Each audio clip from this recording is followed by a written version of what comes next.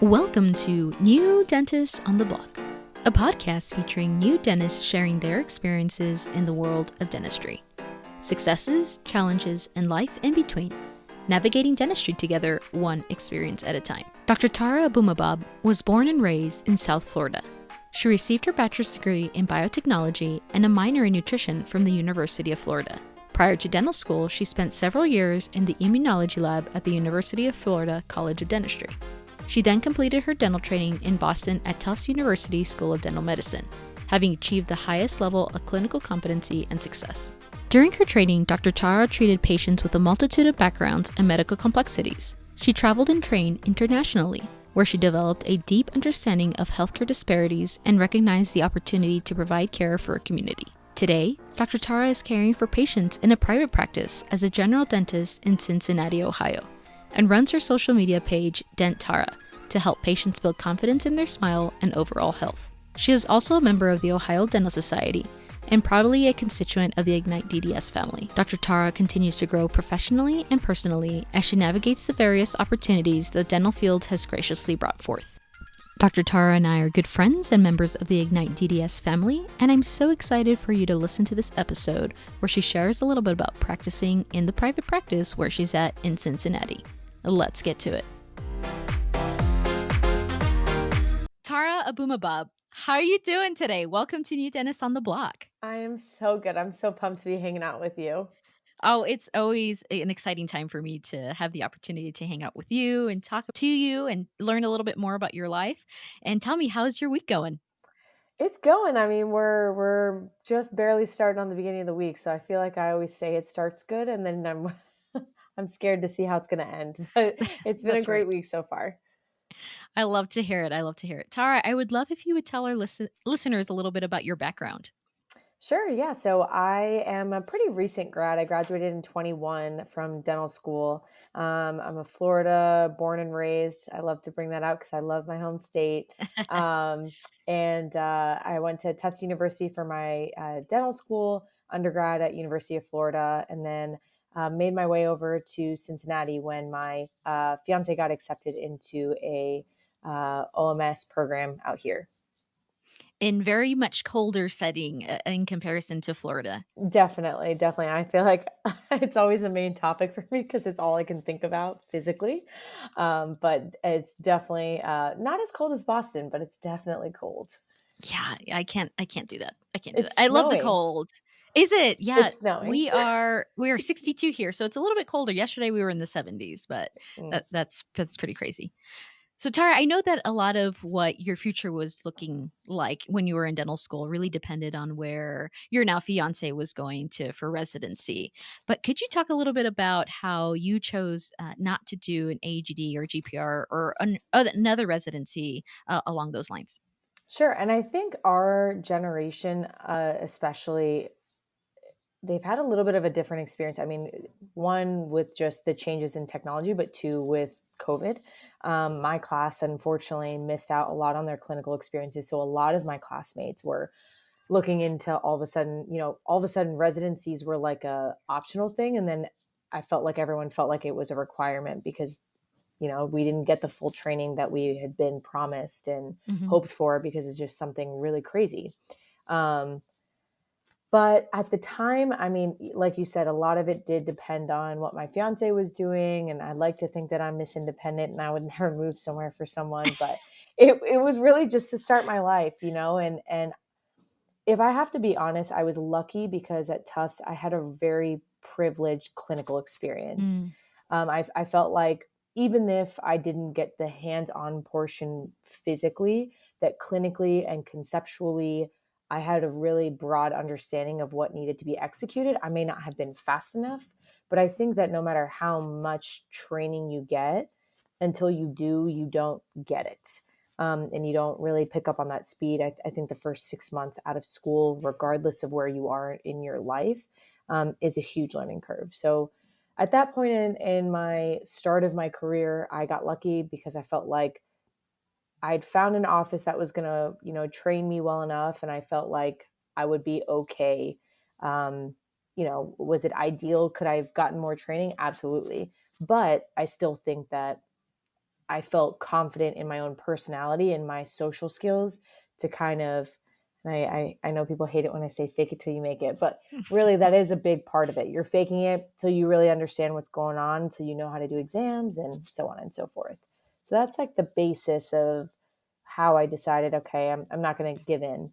Tara, for you, for moving to Tufts, to a city that you've never lived in, how was that for you in the sense that you were doing a job search in an area that you really didn't know anything about?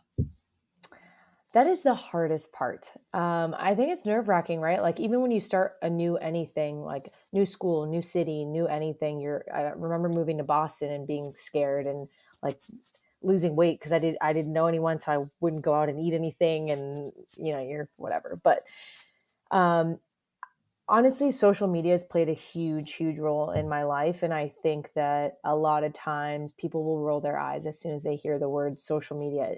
The word social media, it's like a trigger word for people now.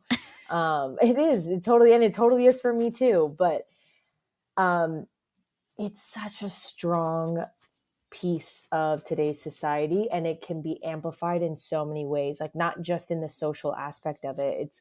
It's basically the expedited LinkedIn or and there's different platforms and different places that you can search. But for me, it was, okay, well, I don't know anyone. I just know like a few people of friends who know a little bit about Cincinnati, and that was it. So I really got on to social media, and I just started slowly tagging, putting like hashtag Cincinnati dentist in my posts, and then finding dentists online and through Google and seeing who had good reviews. Cause it's not just the patients who look, it's the future associates who look. Um, and then slowly just started introducing myself to some of the dentists until I found an office that I thought really fit my personality and fit my goals for my first few years out.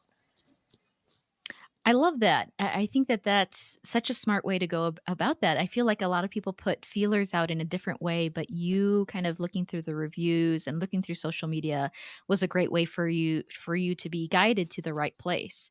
Mm-hmm. And being in the group practice that you're in now, I feel like from what I see from the outside looking in, the way that you all collaborate and mesh together is absolutely phenomenal. How do you feel now that you have found this practice that you're working at?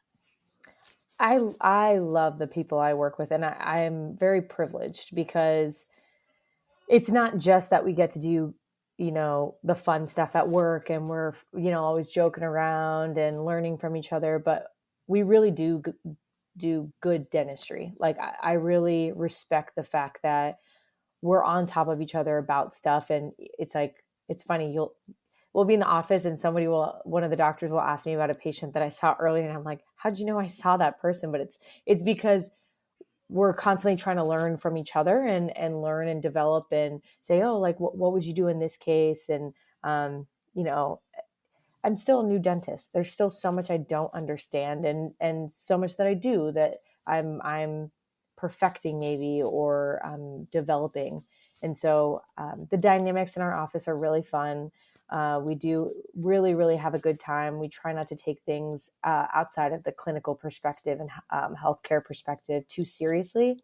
And I think it creates a good culture for the patients too. I think that they can really tell we have a great time, and they can hear us like laughing in the hallways. So um, I feel very blessed to begin my career in such a beautiful place.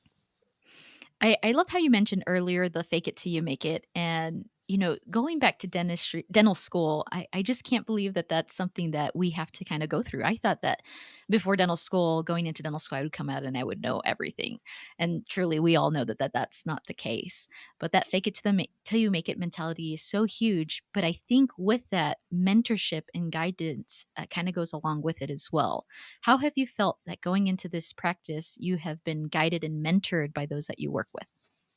Oh my gosh. Yeah. And I hope anyone listening to this doesn't think that we just like clinically don't know what we're doing. We just Yeah. fake it. That's not the part Right. we're talking Right. about. But the, the, the great thing in my office is that each doctor kind of has a different level of expertise, or a certain genre of dentistry that they really respect and are passionate about. And so the cool thing about that is, well, even like, the head honcho knows that I'm the more recent grad, and maybe I've developed skills from dental school or read studies more recently. And, we'll have discussions about that.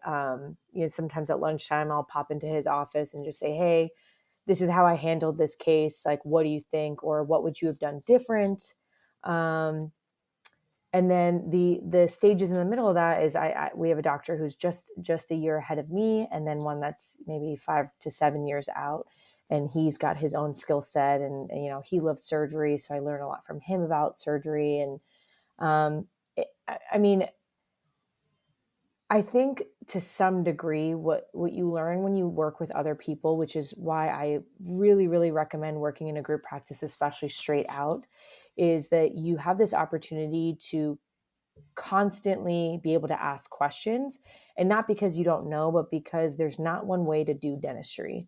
And if you ever think that there is, you're probably just really passionate about what you do, and that's wonderful, but you have to not be naive and know that there's more than one way.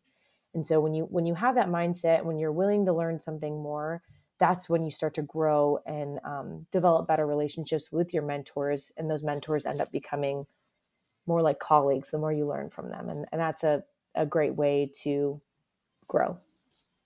Very well said. In your practice, are there currently specialists that you all work with? We definitely work with specialists. So they don't necessarily come to our office. We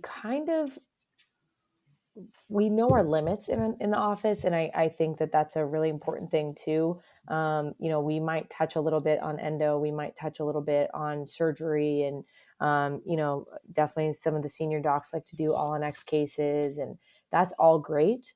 But there's a limit to that. And so, yeah, we definitely have a really, really good relationship.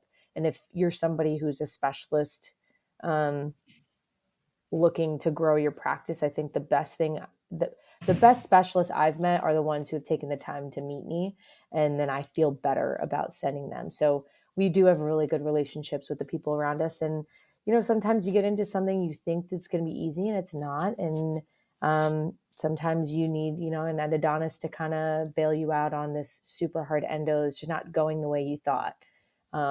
So relationships with specialists are really important. Shoot, I need all endodontists to bail me out of endo. I am not a I'm not an fan. endo girl either. I Yeah. thought I was. When it's a plastic tooth in school, you're like, oh, I Oh. could do this. Oh, yeah. I Yeah, Because yeah, you yeah. can see the tooth outside of the mouth. But then it's like this. Endodontists are special. They're special human beings for sure. I think that's another great part of being in a group practice, especially in a city that maybe you're not familiar with, is that you get connections and introduced to other dentists and other specialists in the area, which is great because you'll be able to have this skill set depending on where you end up after this time, after your fiance graduates, and say you move back to Florida, but you'll be able to build this skill set from a group of dentists and specialists that have kind of guided you at this point in your career that you'll be able to take to a new setting. Oh, definitely. I couldn't agree more. I think that'll be a fun new adventure. I guess I'll have to start over. Maybe we'll do TikTok this time when I do my job search. Oh, yeah, yeah, yeah. If you all aren't following Tara on social media, you absolutely need to. One, to see all the cool things that she is doing in her practice and how much fun and camaraderie they have as a group practice. And the sock Fridays, is it? Yeah, we Or do what day sock do you Fridays. sock Fridays. Fridays? Yep, you're right. Yeah, super, super fun. But also all the things that she's doing in social media and absolutely killing it. And I can't wait to see what that future for you in social media would look like. Oh, thanks, Tanya. And I mean, for all the listeners, Tanya and I met what now, like a couple years ago, but I guess over Zoom a bunch of times, and Yes. then finally met in person. And I mean, you've become like beyond just a friend to me, but like really someone I look up to. I'm so motivated every time I hang out with you. I'm like, I'm going to start that project I told Tanya that I was going to do. And so I love that you're doing this podcast. I think you really get me all fired up about life in dentistry, and just life outside of what we do every day. So I appreciate Oh, you. Tara, thank you so much for those kind words. And the feeling is mutual. I'm such a big fan, and we've had opportunities to kind of hang out and kind of enjoy life together and experience CE together. And it has been so fun. And I'm so glad that IgniteDDS brought us together to be able to do that. But talking about that experience where we first met, I can remember when we did, you were coming out of dental school and you were so nervous to start practicing dentistry and to start in a practice that you kind of questioned. You didn't really know what was to come. How do you feel now, kind of looking back in retrospect about how you were feeling then? Maybe I'm tooting my own horn, but I am really proud of myself. I think I've definitely come a long way. It's so funny. I'm almost like annoyed by myself for like the way I was acting when I first graduated, because I really was nervous. I mean, I was freaking out because again, so many of my friends were doing residency programs and I was having imposter syndrome like times 400. But I think if you just can step back sometimes, I get in these like moments where I'm like, oh, I need to keep growing. If I had to look back and know why I've grown so much, I think that I now understand patience a lot better. um, as a dentist, you take care of your teeth, you sit in the chair, there's usually not that much going on for you, so that you don't get that same experience as a patient because of the exposure. um, but I think that's what's made me a better dentist, is understanding patients better, and um, knowing the outcomes of certain things. Like, we all want to save teeth all the time and we want to do all these great things, but you also got to understand the person, their background, who they are. Am I going to only see them in this one time, or will they come back to me? Like, depending on that treatment might change because of that. And so, if I had to, tell me 2 years ago how to feel and what's going to happen, I would tell myself, like, spend time understanding people better. And that in itself will make you a way better dentist. Not to say I'm who knows, maybe my patients hate me, but I feel like as a person, I have grown a ton because I have taken the time to understand people. That's huge advice. I would hope that every dentist out there really strives to be the best dentist they can be, but it really comes down to patient relationships, having conversations and being open with your patient. And even when things go south, I think that you will find that if you treat your patients right, if you welcome them and make them feel welcomed in your practice, they will probably be very understanding when things go south and be willing for you to try something new on them. I have found that here in public health. I'm kind of the only one that they really can turn to, but they could choose to stop coming if they would like. But that patient doctor relationship is so huge, and learning to speak to patients and being empathetic, I think, can really take you a long way. Oh, definitely. You said it perfectly. Tara, what do you think your future will hold after you are done in the realm of Cincinnati? I It's so funny you bring this up. I have been racking my brain. I really want, this is going to sound so corny, but I'm just going to go out and say it on the record forever for the internet. That's But right. That's what yeah, I'm looking for. that's what this is, right? Blackmail. But I really want to do it all. I was very recently having a conversation with someone about how I feel like you have to choose between whether you want to be like a really good clinician, or do you want to be like a really good like family person, or do you want to be a really good businesswoman or a speaker, whatever it is, right? And I think that if you find a balance, which I have not found yet, but I think that I'm capable of finding that balance. So I'd love to one day open up my own practice and still have time to do talks and travel and meet people, and still have time to have a family. And I don't know, maybe someone's listening to this laughing and saying good luck, but if I can be that person and develop that kind of future for myself, I think that me now will be really proud of that person. So that's what I'm striving for. I try not to compete with other people. And I think it's true that you're kind of competing with the old version of yourself always. So future me, hopefully I'll be watching this and being like, see, you did it, girl. And I know me and you, we got this. I feel like we've talked about this so many times. Like, there's just so much more to tap into. And so my goals are hopefully I'll be back in Florida and some flip flops and shorts where I belong. But whatever that future holds, I just hope that I can find a really beautiful balance between, being the career woman, the businesswoman, and the family woman that I really want to be. I have no doubts that you will accomplish that, and I can't wait to see what the future brings for you. And I think that the profession gives us that flexibility to be able to do it all. I think times are changing and have changed maybe in the last 20 years or so, where women can do it all. Women can balance their practice, they can balance their family life, and they can do more than that. And we see some stellar practicing clinicians who are doing it all. They have their own practice, they travel around the world, they're speaking, they're sharing their knowledge and their passion with others. And I can definitely see you doing that, Tara, for sure. And I hope that others who are listening will also feel inspired to join a similar journey, because if you're passionate about it, you can definitely fulfill it. And we can't wait to see what you do in the world.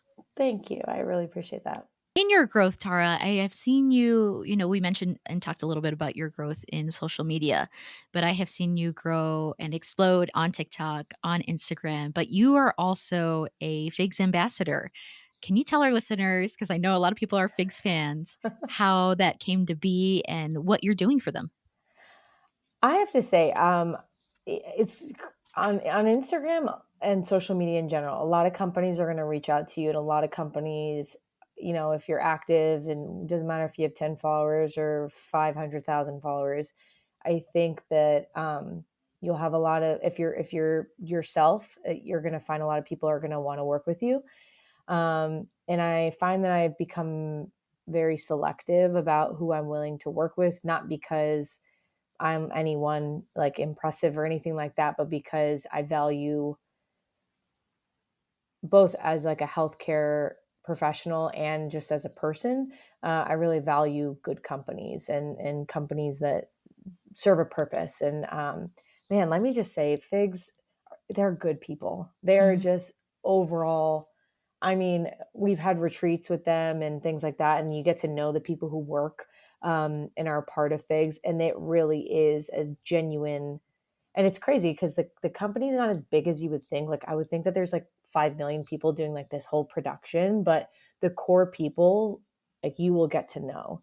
And so, I mean, it was plain and simple. Like, yeah, you can always apply for ambassador programs and do stuff like that.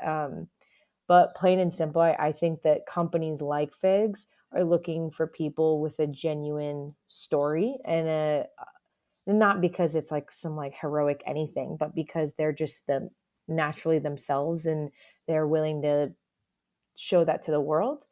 Um, and so yeah, they approached me and then I had a conversation and it's just been a beautiful, beautiful journey. And I have met some really cool people because of them. I think that's the greatest thing I've gotten out of it. It's not because Instagram and all the perks and the scrubs, and yes, those are amazing. I'm very blessed, but it's like every ambassador there is hand selected. And when you meet them, you know why. And, so, I'm sure there's some really amazing people that would be incredible ambassadors, and maybe one day they will be. Um, but it's just like this very unique experience. I don't know. I get so passionate about it. I really love Figs. I think if there's any company that deserves a positive reputation, it's them. Yeah, I can remember a few years ago when in dental school, when I was an ASA, when we had annual session in California, we had an opportunity to go to the headquarters. And I was ready for this, like, 10-story building, a ton of people working on it. And at the time, there were lots, I guess they were a lot smaller, maybe just beginning. And they were literally just one floor. And everyone worked on the same floor. Maybe it was two.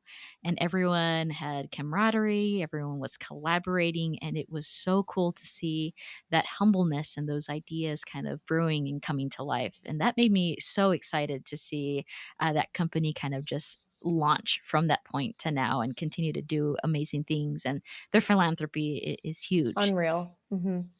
What I'm really hearing, in your message here, on top of, Figs is amazing and the community they've created is amazing, is that sense of finding a group and finding that community that you can relate to and people that you can talk to, whether it's in dentistry or outside of dentistry, that can kind of help support you through different phases of life.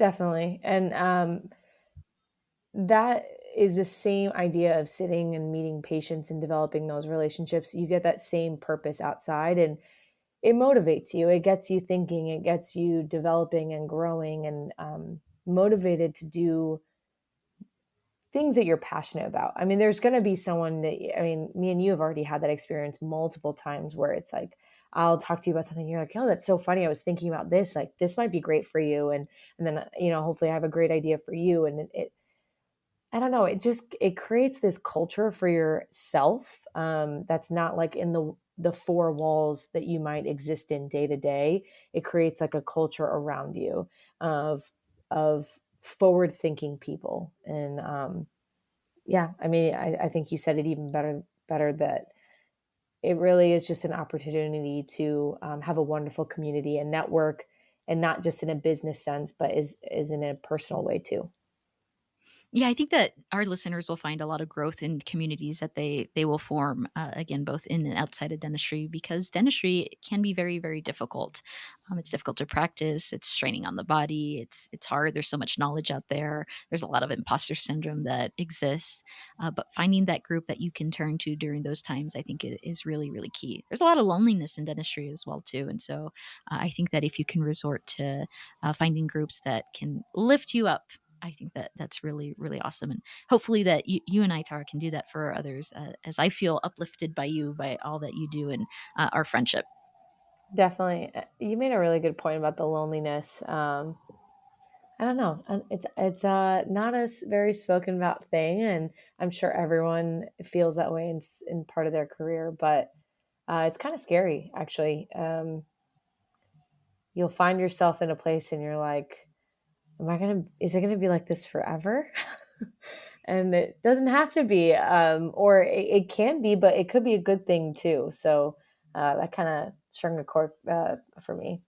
Yeah, it's hard. The number of dentists that I've spoken to, mostly off camera, who have shared a lot of their struggles and a lot of that loneliness is kind of scary. It's sad, really. I wish there were more avenues and outlets where we could help our peers to just be in a better place.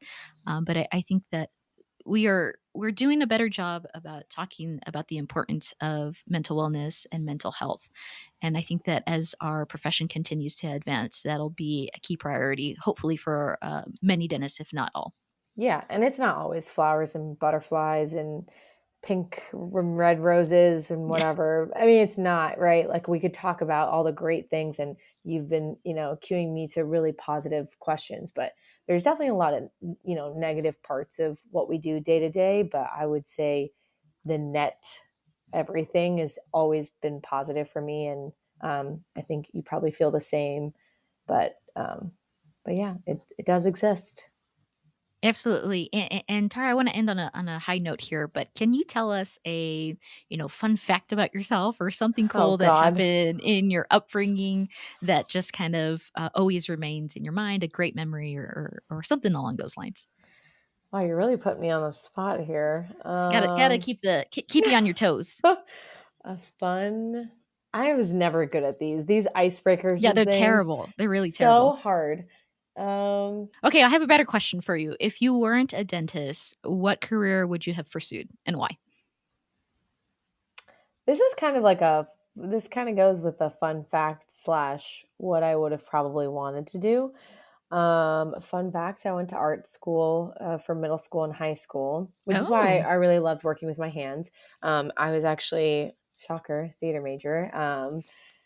Shout out Dreyfus School of the Arts, and it's weird. I really enjoyed being on stage, and I really enjoyed performing, but there was just something about being backstage and being part of the design process I really liked. And so towards the end, when I was getting to like be a sophomore, junior into my senior year, I had pretty much transitioned completely into doing costume design.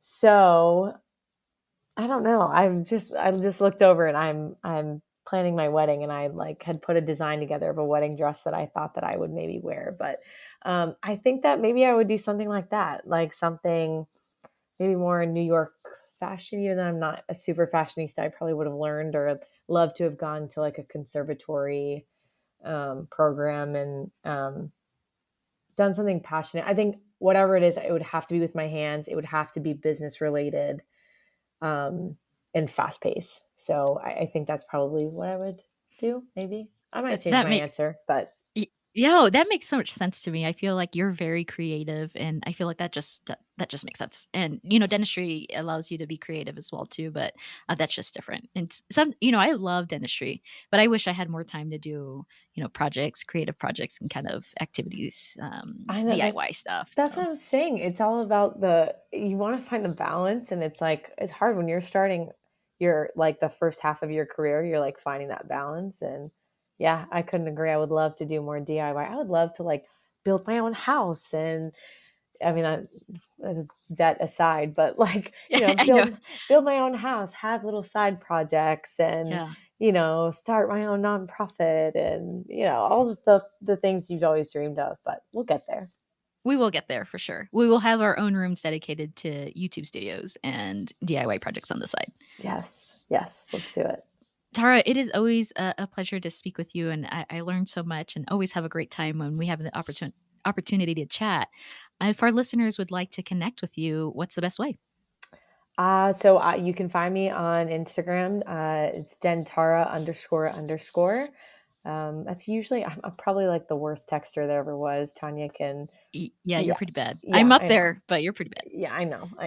And I'm sure a lot of people feel that way about me, but it's usually the best place to contact me. And I'd be happy to share help. Someone helped me to get me to where I am today. So I would love to pay that forward. So is there anything I can do, or just to say hello, hit me up. And you got to plug the TikTok. What's the TikTok? My TikTok's the same. Dentara. People on TikTok don't love me. Branding is important. I try. I don't know if I'm just not young enough. I don't know if I just don't got it. I don't dance. I'm not a dancer, so you're not going to catch me on TikTok dancing, but I do put a lot of the same material. But yeah, it's Dentara __. So hit me up. All right. Well, I hope that you will follow Tara and all her adventures and her journey in and out of dentistry. You'll probably see pictures of us along the way as we kind of adventure together as well too. But I appreciate all y'all's time in listening to this episode. Thank you for tuning in to this episode of New Dentists on the Block. If you would like to connect with Tara, you can find her on Instagram and on TikTok at DentTara. Please be sure to subscribe to the podcast on YouTube and on all major podcast platforms. We would love if you would leave a review for the podcast. If you know a new dentist that you would like to recommend for the podcast, be sure to send an Instagram message to @NewDentistOnTheBlock. If you'd like to connect with me, you can find me on Instagram at tsmaestas.dds. We'll catch you next time.